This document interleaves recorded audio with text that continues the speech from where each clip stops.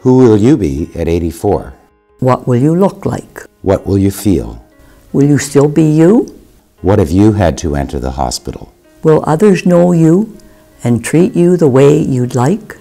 When I meet an older patient, how do I react? What do I assume?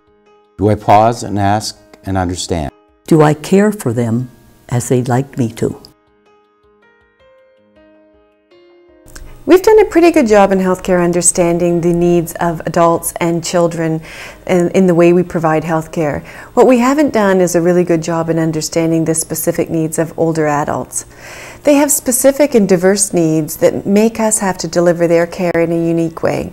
They have special cognitive, intellectual, physical, and social needs, and we need to make sure we understand them so that when we're providing care for them in our hospitals, it's a better experience and we get better outcomes. Direct healthcare providers or indirect caregivers within the hospital, we should all be aware of age-related issues. Seniors are a major group of people that we serve.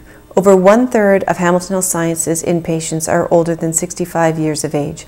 The senior population is growing significantly. It's expected to almost double from 4.7 million, 13.9% in 2009, to 10.9 million, almost 25% in 2036. We've chosen the Pearl as a symbol for the Seniors Initiative. Like seniors, the Pearl is special and unique. And like seniors, the Pearl is complex and valuable. Take time to get to know the older adults in your care and in your life. Who are they? What makes them special? It will enrich your life and theirs too. The Hamilton Health Sciences Board is committed to enhancing the care experience for seniors. This commitment is essential to providing the best care for all, now and in the years ahead.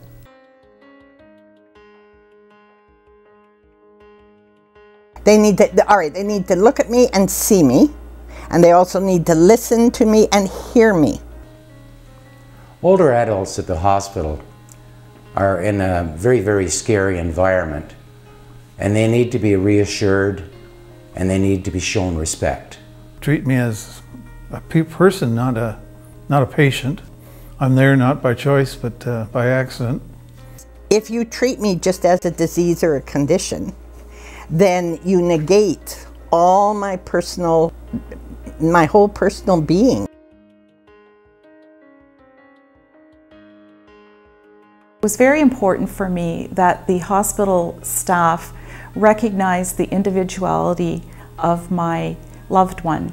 When you're dealing with older family relatives, whether they are mentally or cognitively impaired or not, it's very hard to get the right answers from our loved ones, and we need to be able to correspond directly with the doctor or the healthcare professionals. I think that they need to learn their patients' names and use them constantly, and don't use terms like honey, dear, love, which some people perceive as being demeaning. You have to be able to assess those things that might be impeding my ability to understand what you are trying to do for me or see or with me. To introduce themselves. Many of the staff these days don't wear what's a recognizable uniform, especially to an elderly person who might be used to a nurse with caps and the old-fashioned type thing.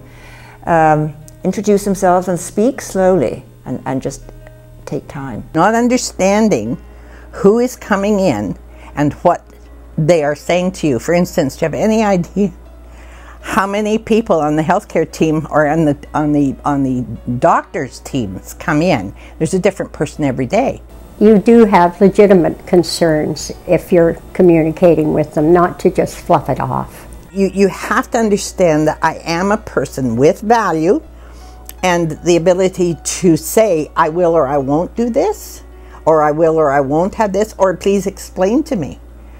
Unfortunately, what happens if staff don't think that I'm understanding what is being said to me, they either start to talk louder, they leave the room without making sure that I've understood, and they make assumptions that I'm confused, I am not able to articulate what I need. And if you don't understand that I am a person of value, if you can't see me and hear me, then all of those stereotypes just come. You see an old lady with white hair. And it's important for them to talk to the families as well, especially when an older person is cognitively impaired and can't speak for themselves. And it's important for their family members to help communicate what is actually happening with our loved ones. They just need time and patience and respect for the person.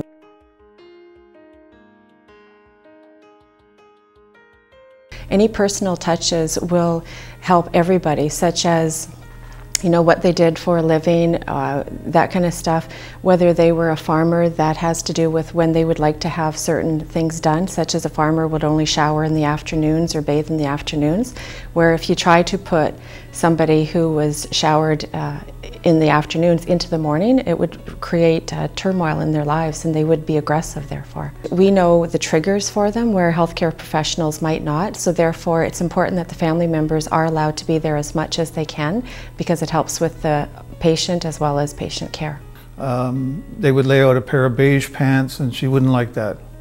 But when I was called in to help out, instead of taking the beige pants, I would hold up just 2 pairs of jeans. Which one? And then, oh, well, let's take that one. And so it wasn't a yes or no, it was one or the other.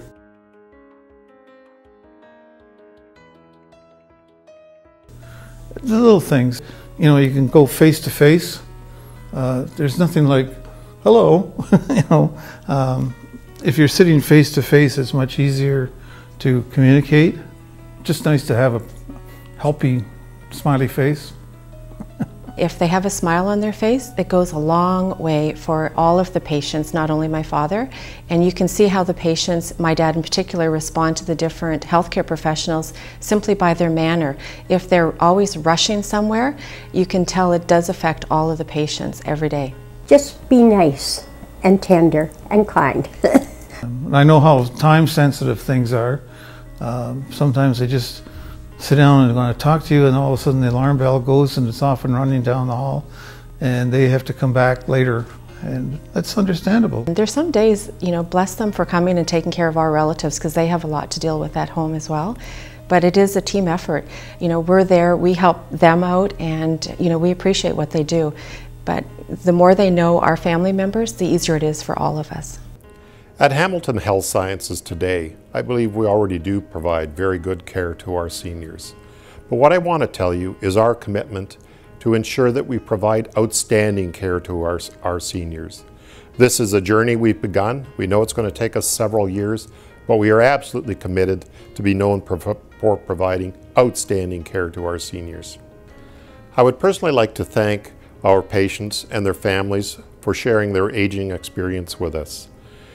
I would particularly like to also thank our staff that have taken the time to watch this video and join us in this journey to enhance the care that we provide to our seniors, so that we at Hamilton Health Sciences can be known as the provider of outstanding care for seniors.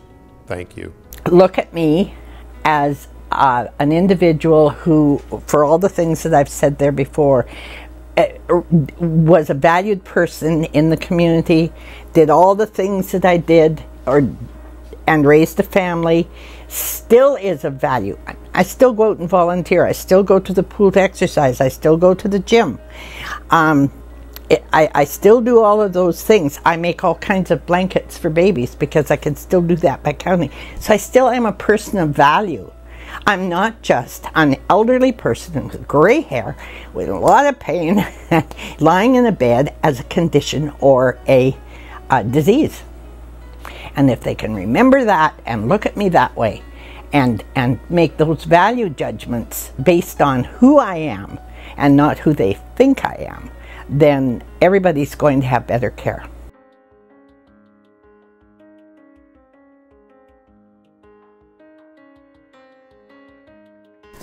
To be made helpless before my time. To be made ignorant when I want to know. To be made to sit when I wish to stand. To be alone when I wish to hold my wife's hand. To eat what I do not wish to eat. To be named what I do not wish to be named. To be told when I wish to be asked. To be awoken when I wish to sleep.